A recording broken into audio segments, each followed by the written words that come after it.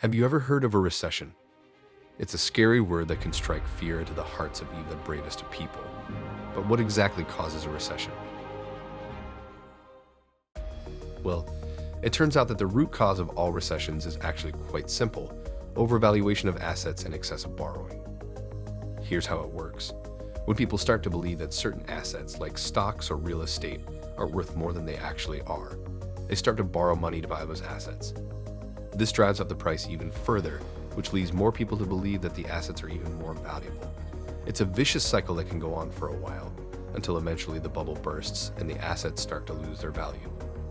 When this happens, the people who have borrowed money to buy the overvalued assets are left with a problem. They owe more money than the assets are worth. This is called being underwater on your loans, and it can be a real problem. As more and more people start to struggle with their loans, it can lead to a slowdown in the economy, which is what we call a recession. So there you have it. The cause of all recessions is overvaluation of assets and excessive borrowing. It's a simple concept, but it can have big consequences if we're not careful. But why does this overvaluation and excessive borrowing happen in the first place? Well, it's often because people are feeling optimistic about the future. They believe that the value of the assets will continue to rise, so they're willing to take on more risk and borrow more money to get in on the action. Unfortunately, this optimism can sometimes be misplaced. The value of assets can fluctuate, and sometimes they can go down instead of up. When this happens, it can lead to a recession, as people are left with assets that are worth less than they thought. So the next time you hear about a recession, remember that it's often caused by people getting a little too optimistic and taking on too much risk. It's a lesson to be cautious and to remember that nothing in the world of finance is ever guaranteed. But here's a really curious thing. Even though recessions can be caused by overvaluation and excessive borrowing, they can actually be good for the economy in the long run. That's because recessions can help to correct imbalances in the economy and bring asset prices back to more realistic levels. Think of it like a forest fire. Even though a forest fire can be destructive in the short term, it can actually help the forest to regrow and become healthier in the long term. In the same way, a recession can be painful in the short term, but it can help to lay the groundwork for a stronger, more sustainable economy in the future. So even though recessions can be scary, they're actually a natural and necessary part of the economic cycle.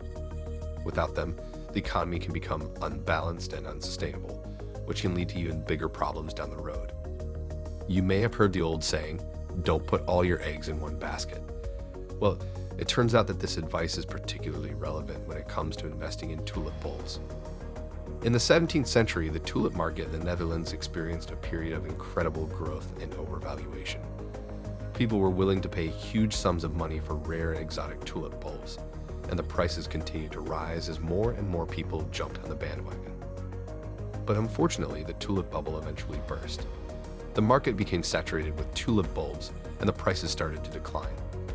As the prices fell, people who had borrowed money to buy tulip bulbs found themselves underwater on their loans. This led to a downturn in the economy, and the tulip market collapsed. The tulip market in the Netherlands is often cited as an example of overvaluation and subsequent collapse. It's a cautionary tale that reminds us to be careful when investing in any type of asset and to avoid borrowing too much money to buy them. As we've seen, overvaluation of assets and excessive borrowing can be major contributors to a recession. But they're not the only factors that can cause a downturn in the economy. For example, global chaos, such as political instability or natural disasters, can also contribute to a recession.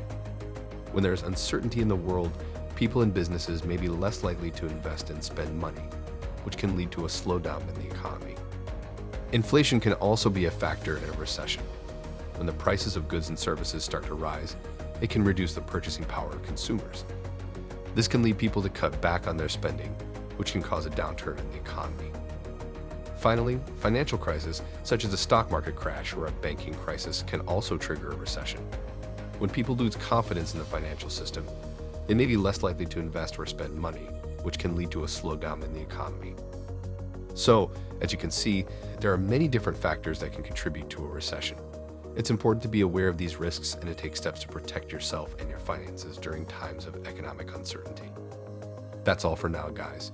If you want to learn more about this type of content, consider subscribing to my channel. I'll see you at the next one.